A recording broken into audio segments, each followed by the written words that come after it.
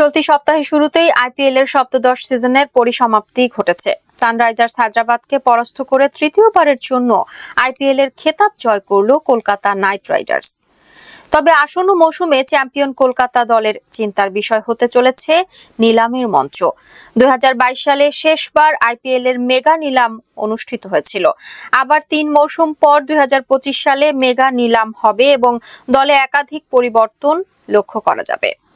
তবে আসন্ন আইপিএল 2025 নিলামের আগে বড় পরিবর্তন দেখা যেতে পারে। গত বছর পর্যন্ত আইপিএল এর দলগুলি মেগা নিলামের আগে 4 জন প্লেয়ারকে ধরে রাখতে পারত। তবে এবার বদলে যাবে নিলামের নিয়ম কানুন। বেশ কিছু সূত্রের খবর অনুযায়ী ফ্র্যাঞ্চাইজি মালিকরা বিসিসিআই এর কাছে দাবি জানিয়েছেন 4 জনের বেশি প্লেয়ার রিটেন করার জন্য।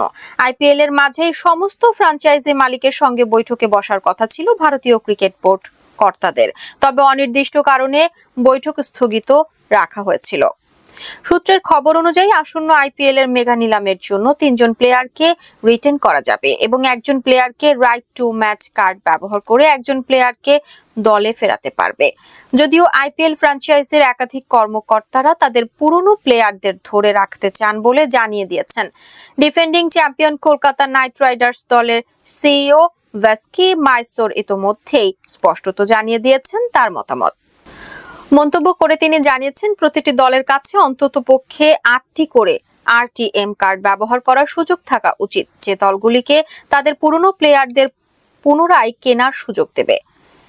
আবার অন্য এক ফ্র্যাঞ্চাইজি কর্তা জানিয়েছেন, কেবলমাত্র কয়েকটি দল চায় 6 থেকে 8 জন প্লেয়ার ধরে রাখার কথা বলেছে। যদি বেশিরভাগ প্লেয়ার রিটেন করা হয় তাহলে নিলামের আকর্ষণ কমে যাবে।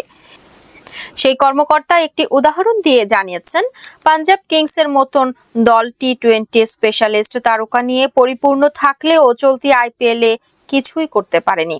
এই দল গঠন করতে ফ্র্যাঞ্চাইজির যেমন অর্থ ব্যয় হয়েছে, ঠিক তেমনই সময় ও অপচয় হয়েছে। তাই এই ধরনের দলের পক্ষে মূল খেলোয়াড়দের ধরে রেখে বাকিদের মুক্তি দিয়ে নতুন দল গঠন করা তুলনামূলক সহজ হবে।